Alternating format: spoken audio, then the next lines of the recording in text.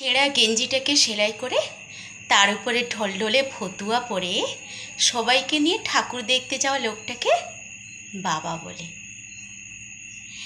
এক কৌটো গোবিন্দভোগ চাল আর সামান্য ঘি বাঁচিয়ে রেখে পুজোর মধ্যে একদিন পোলাও রান্না করা মহিলাকে মা বলে। বন্ধুর জন্মদিনে পাওয়া চকলেটটাকে সালোয়ার কামিজের ওড়নায় লুকিয়ে ভাইয়ের জন্য বেঁধে আনা মেয়েটাকে দিদি বলে। কাঠি আইসক্রিমটা অর্ধেক গলিয়ে ফেলে হাতে নিয়ে দিদির জন্য মাঠ পেরিয়ে ছুটতে থাকা ছেলেটিকে ভাই বলে।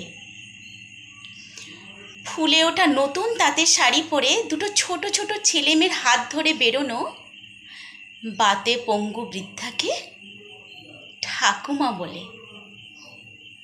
ডিজাইনার পাঞ্জাবি পরে অঞ্জলি দিতে দিতে পাশের বাড়ির নতুন শাড়ি পরা মেয়েটিকে কলেজ পড়ুয়া ছেলেটির আর চোখে দেখাটাকে ভালো লাগা বলে।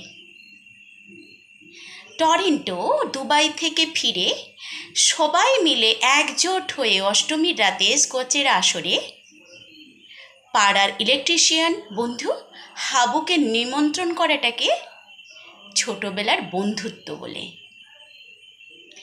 শিল্পীর হাতে 6 মাসের মেহনতে বানানো দুর্গা ঠাকুরটিকে নারী ছিন্ন করে বিক্রি করে সেই টাকায় অনাথ অসহায় পথশিশুদের জামা কাপড় কিনে দেওয়াটাকে মানবিকতা বলে।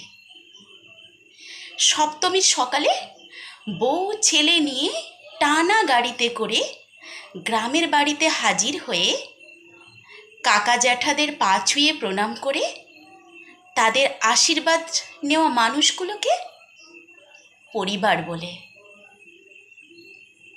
বিশ্বের সবথেকে মনোরম আরামদায়ক জায়গা ছেড়ে বিবাহিত মহিলারা একদিন যে বাড়িটাকে স্বর্গ বলে মনে করে সেই বাড়িটাকে বাপের বাড়ি বলে। আর এই চিত্রকল্পগুলোকে একসাথে সাজিয়ে নিলে যেটা তৈরি হয় বাঙালিরা এক কথায় তাকে দুর্গাপুজো বলে।